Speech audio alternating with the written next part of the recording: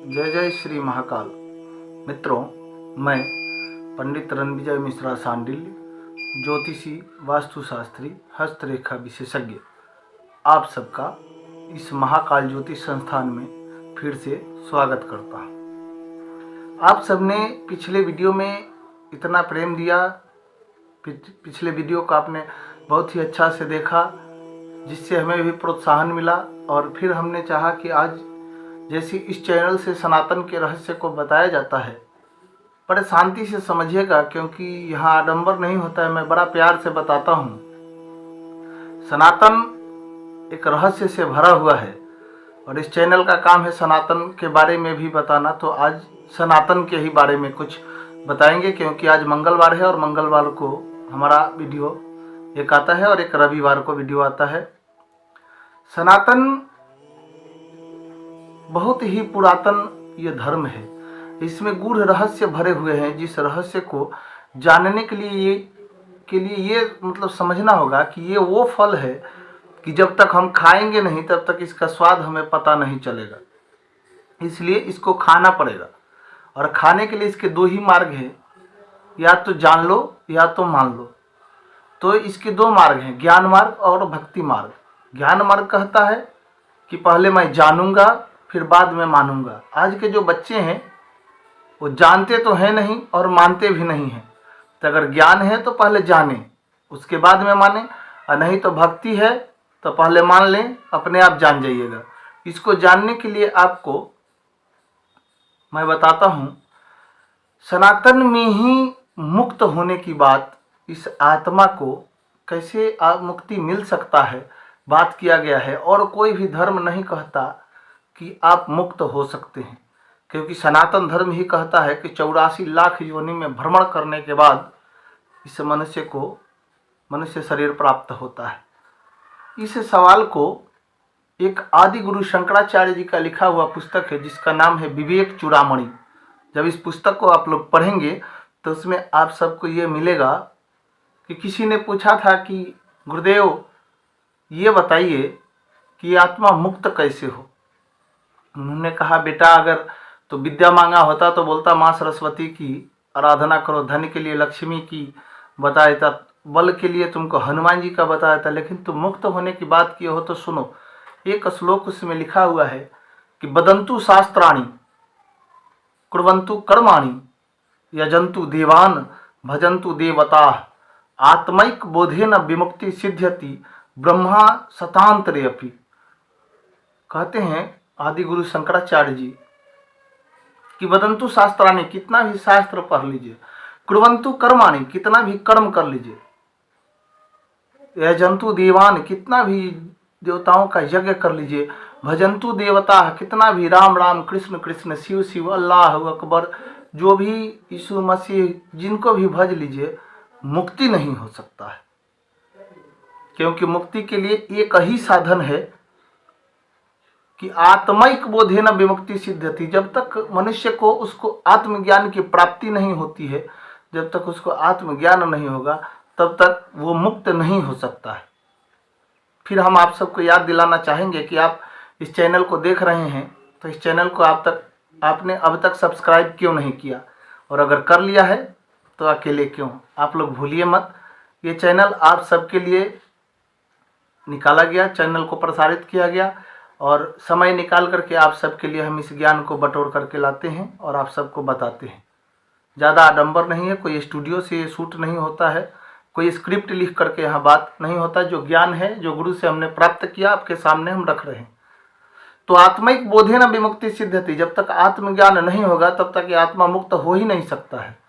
क्योंकि जहाँ तक आप देख रहे हैं, जहाँ तक आपकी ये चर्म चक्षु, आपकी दृष्टि जा रही है, वहाँ तक सब भगवान की माया है, और आपकी आँख पे ये माया का काजल लगा हुआ है। तो जब तक माया का अंजन आपके नेत्र से नहीं हटेगा तब तक निरंजन के दर्शन नहीं हो सकते। जहाँ तक दिखाई देता है वहाँ तक माया है। तो मैं कौन हूँ, मैं कहाँ से आया। इस शरीर के अंदर दो शरीर होता है। ये शरीर एक जो आप देख रहे हैं, जो स्पर्श कर रहे हैं, भौतिक शरीर है। इसके अंदर जो एक शरीर है, जब रात्रि में आप विश्राम कर रहे हैं, सो रहे हैं, तो वो शरीर माँ के पास चला जाता है, वो शरीर घर में गुरु के पास चला जाए, या घर में बच्चों के पास में चला जाता है, वो कौन सा शरीर, तो उसे हम सूक्ष्म शरीर कहते हैं। सूक्ष्म शरीर को मुक्त करने के लिए आत्मज्ञान होना जरूरी है। मैं कौन हूँ, ये आत्मा जब परमात्मा बन जाता है तभी उसको विश्व आत्मा के दर्शन होते हैं। यही बात गोस्वामी तुलसीदास जी ने भी लिखा है कि आत्मज्ञान सुख सुप्रकाशा, तब भव भेद भरम सब नासा। जब तक इंसान को आत्मज्ञान नहीं होगा, बस केवल हम इतना ही जानते हैं, हम पढ़ते नहीं हैं कि कलयुग केवल नाम आधारा, सुमर सुमर नर उतर ही पारा, ठीक है, लेकिन कब आत्मज्ञान सुख सुप्रकाशा, तब भव भेद भरम सब नाशा। जब तक आत्मज्ञान नहीं होगा तब तक इस भव के भ्रम का नाश हो ही नहीं सकता है। इसके लिए आत्मज्ञान प्राप्त करना जरूरी है। आत्मज्ञान कहाँ मिलेगा, इसके बारे में भी हम बताएंगे। बीजक में कबीर बाबा भी लिखते हैं कि आत्मज्ञान बिना नर भटके, कोई मथुरा कोई काशी, मोहि सुनि सुनि आवत हासी। पानी में मीन प्यासी रे, मोहि सुनि सुनि आवत हासी। इस 84 लाख योनि में अगर मनुष्य शरीर प्राप्त करने के बाद भी अगर परमात्मा की खोज आप नहीं कर पा रहे हैं तो एक बात ये आप समझ लीजिएगा कि मुक्ति संभव नहीं है। पानी में जैसे मछली प्यासी घूम रही है, वैसे मनुष्य का शरीर पाने के बाद में ये जीवात्मा, ये इंसान भटक जाता है और उसकी हालत वही होती है कि पानी में मीन प्यासी। तो बीजक में कबीर बाबा भी आपको यही बताए हैं। आत्मज्ञान प्राप्त कैसे करें, आप लोगों के दिमाग में ये सवाल चल रहा होगा, मुझे पता है। आत्मज्ञान प्राप्त करने के लिए सबसे पहले तो गुरु के शरण में जाना होगा। अब गुरु किसे बनाएं, जब तक आपका आत्मा नहीं कहता है कि ये इंसान हमारा गुरु बनने के योग्य है, तब तक किसी को अपना गुरु नहीं बनाना चाहिए। क्योंकि घर में एसी पंखा कुछ भी लगा दीजिए आप, जब तक उसका कनेक्शन जो मेन तार से जोड़ा जा रहा है वहाँ पर अगर बिजली लाइट नहीं है तो सब बेकार है, कुछ नहीं चलेगा। तो जब तक गुरु में पावर नहीं है तब तक शिष्य को पावर नहीं हो सकता है। जिसका गुरु बलवान होता है उसी का चेला पहलवान होता है। आत्मज्ञान प्राप्त करने के लिए आप सबको संत के शरण में जाना पड़ेगा, क्योंकि हमने सुना है संतों की वाणी, नागा घोड़ी महाराज लोगों के धुना पर बैठ के, वो आपको बताता हूँ। शोक घटे कुछ संत के संगत। अगर परिवार में कोई किसी ऐसे कि भगवान न करे मृत्यु हो जाती है जिसके शोक से आप बिल्कुल विह्वल हो रहे हैं, तो किसी जाके संत के धुना पर बैठिए। शोक घटे कुछ संत के संगत आपको वैराग्य उत्पन्न कर देगा और आपके शरीर से, आपके इस आत्मा से उस मोह को खत्म कर देगा। रोग घटे कछु औषधि खाई। शरीर में कोई रोग हो गया है, वैद्य के पास जाइएगा, औषधि आपको पिलाएगा जिससे आपका रोग समाप्त हो जाता है। शोक घटे कुछ संत के संगत, रोग घटे कछु औषधि खाई, और ज्ञान घटे नर मूढ़ के संगत। मूर्खों के संगत में अगर आप बैठिएगा तो ज्ञान नाश हो जाता है। तो ज्ञान घटे नर मूढ़ के संगत, और मान घटे कोठा पर जाई। कितना भी प्रतिष्ठित व्यक्ति है, रेड लाइट एरिया में 2 दिन चक्कर काटिए, पुलिस उठा ले जाएगी आपको, मान सम्मान आपका समाप्त हो जाएगा। ज्ञान मूर्खों के पास बैठिएगा तो ज्ञान समाप्त हो जाएगा। गुरु के शरण में रहना पड़ेगा, क्योंकि जब संत के पास रहिएगा तो भगवान का कथा प्रसंग ही सुनाएगा आपको, और आपकी वाणी आपके दिमाग को ठीक कर देता है और उस निरंजन से आपके तार को, कनेक्शन को जोड़ देता है। गुरु का इतना ही काम है। इसके बारे में आपको जब जितना डीपली जब बताना शुरू करेंगे, अभी नया चैनल है, आप सबको धीरे धीरे समझने में मेरी बातों को समय लगेगा, इसलिए ध्यान से देखिएगा। तो मान घटे कोठा पर जाई, उसके बाद सूर्य के ज्योत घटे घन बादल। बादल ऐसी चीज है कि सूर्य के ज्योत को रोक देता है। और चांद घटे जब अमावस आई, तुलसी बिलखी बिचारी कहे, मन पाप घटे कछु हरि गुण गाई।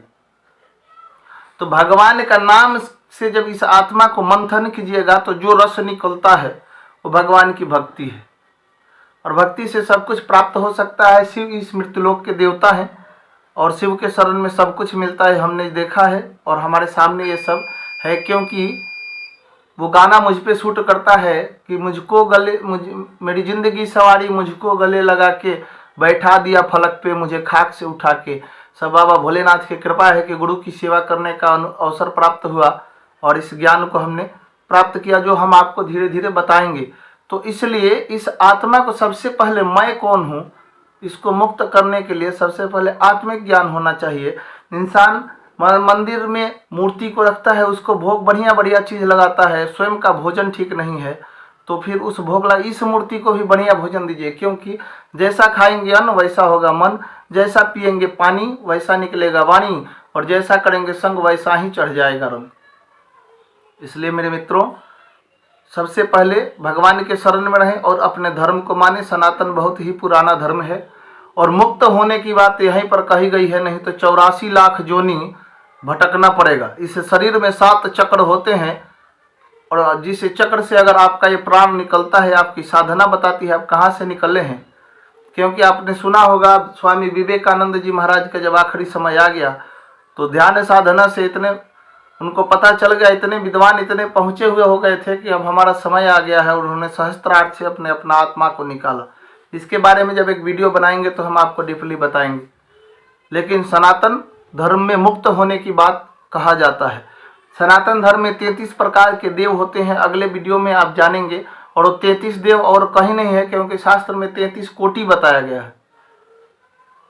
33 कोटि बताया गया है शास्त्र में, तो 33 कोटि मतलब प्रकार ही होता है, और 33 प्रकार के देव इस शरीर में वास करते हैं। और इस 33 देव में से अगर एक साथ छोड़ दे तो हम लोगों का अंतिम समय आ जाता है।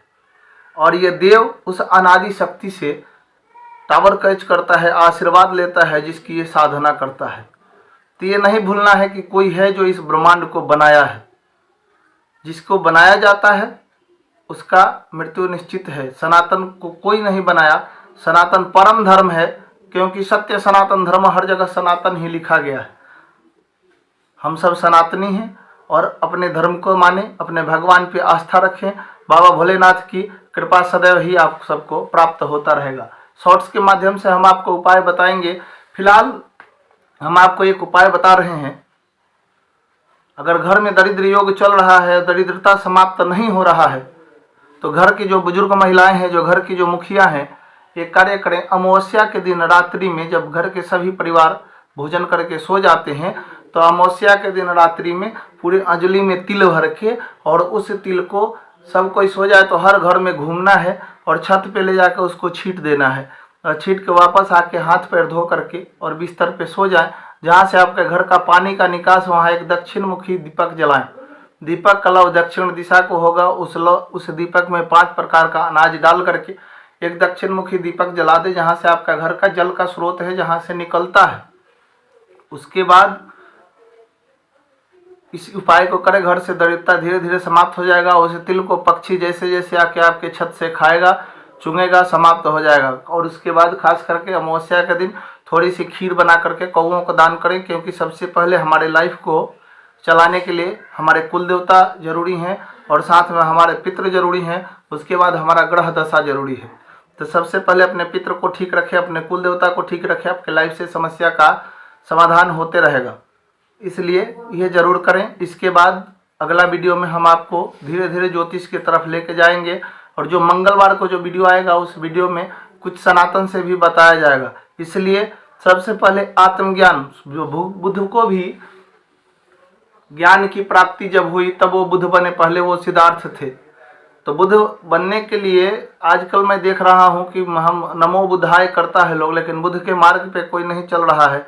कितने लोग हैं जो आनापान सती ध्यान करते हैं। इस ध्यान को जानिए, इस ध्यान के माध्यम से आप सब उसको प्राप्त कर सकते हैं, हमारे जो ऋषि महर्षि हुए हैं। बाकी कुछ मन में भ्रम ना पालें आप सब, और धीरे धीरे हम बताएंगे। सूर्य की साधना, जो भी पढ़ने वाले लड़के हैं सूर्य की साधना अवश्य करें।